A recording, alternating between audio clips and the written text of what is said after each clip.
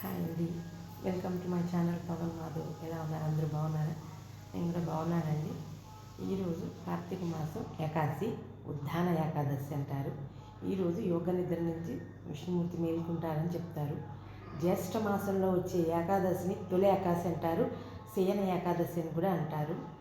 ఆ రోజు విష్ణుమూర్తి యోగ నిద్రలోకి వెళ్ళి కార్తీక మాసంలో వచ్చిన ఏకాదశి మేల్కుంటారు అని చెప్తారు పెద్దవాళ్ళు. అందుకని కార్తీక మాసం నెల మొత్తం ప్రాశస్త్యమైనదేనండి.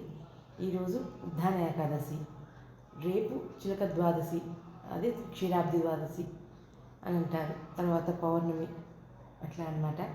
కార్తీక మాసం మొత్తం ప్రాశస్త్యమైనది. దీపం పెట్టుకోవటం, పొద్దునే లేచి నేను రోజు చేస్తున్నాను కానీ పిల్లలు స్కూల్కి వెళ్తుంటారు కదా, నాకు వీడియో తీసి పెట్టడం అంతా కుదరటం లేదు.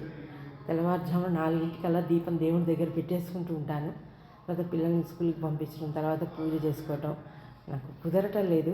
ఇవాళ శనివారం అని సెలవు కుదిరింది కదా అని ఇవాళ ఏకాదశి, ఉద్దాన ఏకాదశి, అందుకని వీడియో చేసి పెడుతున్నాను.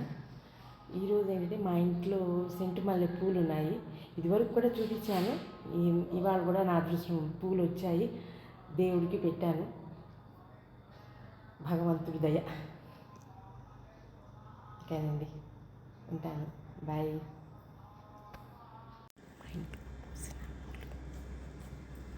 శుక్లాంబరధరం విష్ణు సన్నం ఛాయ సర్వవిద్యోపశాంతయే.